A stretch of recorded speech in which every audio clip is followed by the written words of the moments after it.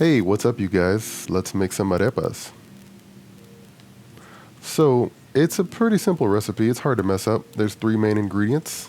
There's a star of the show. It's called harina pan. Find it in the Latin American section of your grocery store. Classic sea salt and some warm water. So, you're going to want to get a mixing bowl. Pour your water in there. I'm not really measuring because I'm going to save some for later, and I'll show you how to do that. Next, you're going to add your sea salt. Again, I'm not really measuring, just dumping, no more than a teaspoon or tablespoon in there. Mix it around. Now, this next step, I cannot stress enough, do not just dump all the flour in at once. Little by little, mix it in. Little by little, keep mixing it in. Now, it won't be the end of the world if you dump it all in at once, but I can tell you from experience, it's going to get clumpy and sticky, and it's just save yourself the headache. Mix it slowly. Great things take time, right? Now the next thing we're going to add in is my little secret, just like Hennigan's. No, but it's just olive oil. I think it adds to the flavor a bit and just gives it a nice texture. So keep stirring, keep adding little by little. You're going to start getting a texture that's going to start forming. It'll be a bit more malleable, but you'll find it's still sticking to the side of the bowl. But just keep adding flour little by little. Keep kneading, keep kneading. You're going to get to this texture. You can still mash it, but it's pulling all of the dough away from the side of the bowl. So that's when you know you got a really good texture and you're about ready to move on to the next step. Now I'm going to grab it, form it into a ball. Now look, I can touch my finger to it, press it, and it doesn't get stuck. That's about the perfect texture you want to get to. At this point, put it in a bowl, you're good to go. That towel's already wet, but it's damp. Cover it. We're going to leave it there for about 5 minutes. In the meantime, pro tip from me to you, start preheating your skillet. I'm going to do about a level 6 out of 9 there, and preheat the oven, and I'll explain why here in a bit. Now, another good thing to do during this time when everything's preheating and the dough's resting, prep your ingredients, prep your filling. I'm already working on a vegan picadillo, so that's good to go there. Gonna make myself some coffee. Also, bonus points if you could tell me that movie playing in the background. Hopefully we don't get flagged from YouTube for that. But yeah, good fillings I would suggest. Any kind of avocado, queso fresco, really any kind of cheese.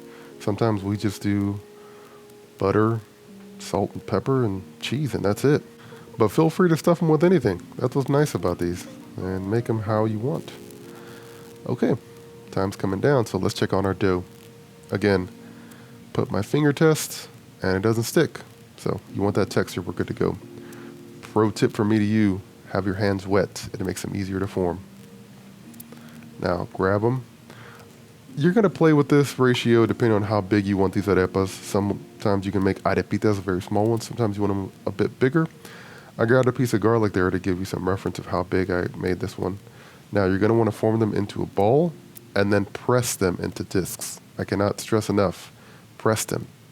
Think press, don't think smash.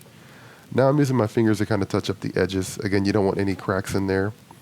You want it nice, smooth, and about as thick as your pinky. Let's see from another angle. So again, my hands are wet. Pull it off, roll it into a ball, and then start to press it, turning your palms. Again, don't think smash, press. I know it's funny and strange, but it makes all the difference. Clean up the edges so you don't have any cracks, and you're good to go. Now for this first batch, I put them in, no oil or anything, just straight on this non-stick pan.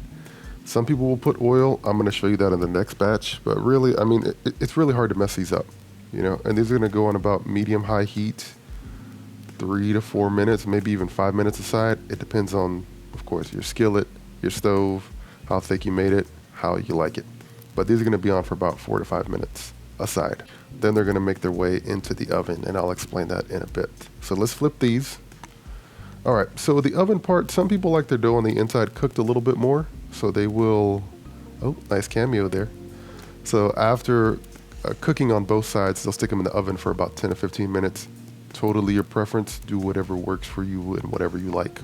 These next two I put in now actually have oil in the pan already. So preheated some olive oil, and these are gonna give them a nice, they're just a little crispier on the outside, have a nice richer color, but we'll see how both comes out. So with the remaining dough, if you're not going to cook it all in one sitting, just wet a paper towel, wring it out, and then wrap your dough in there, seal it in a Tupperware, and you're good to go for a few days. Now let's come back to these. Again, these had oil in them. You can use even coconut oil. Sometimes I do that. Grab your spatula, give them a quick shake, and let's flip them. I will say with the shake, if your arepas are not like moving when you shake it, they're probably stuck, so let them cook a little bit longer. And now let me wrestle with that spoon holder that I cannot figure out.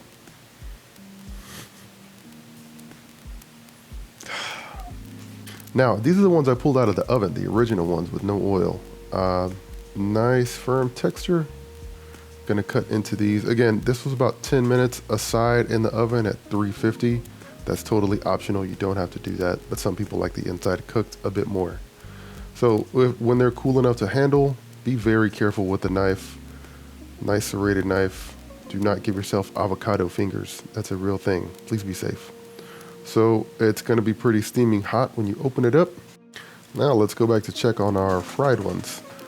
So flipping them over again. Looking good. Nice color. There's a snip of our vegan picadillo, and there's my lovely. Stuffing it with vegan picadillo. All smiles. Another happy customer, folks. Now, one more shot. Again, as soon as they're cool enough to handle, nice serrated edge, and then turn the arepa. Please be very careful with that knife.